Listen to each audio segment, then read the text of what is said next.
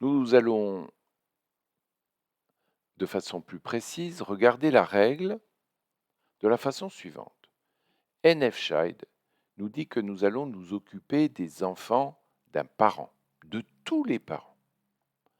Le numéro indique le numéro des enfants que nous sélectionnons. Et ensuite, la première valeur est le filtre appliqué sur les enfants qui vont être sélectionnés. Pour bien comprendre les choses, nous pouvons, par exemple, supprimer le filtre. Autrement dit, nous allons sélectionner tous les deuxièmes enfants et les mettre en rouge, quel que soit le type des éléments trouvés.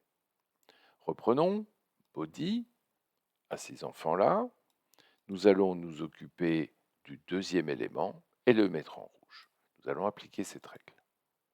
Horreur. Que s'est-il passé? C'est absolument génial. Et la couleur ici, rouge, ne nous apporte rien. Nous avons l'impression d'avoir un bug. Ce que je vous conseille, encore une fois, c'est de mettre ici plutôt une règle sur la bordure. Pourquoi? Parce que lorsque tout est rouge, on ne voit pas exactement ce qui est rouge. Appliquons maintenant la même règle avec une bordure au lieu de mettre une couleur. J'ai bien sélectionné ce paragraphe-là, qui est deuxième enfant de body. Il est de type P, mais je n'ai pas de filtre, puisqu'il n'y a rien devant les deux points sur le type, donc il est sélectionné. Mais je vois ici une bordure sur un élément surprenant. Et d'ailleurs, c'est ce qui va expliquer que tout à l'heure, tout était rouge.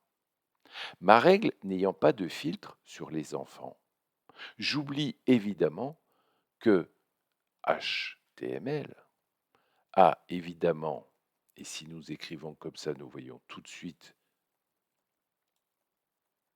la source de mon erreur, c'est que HTML a deux enfants, head et body.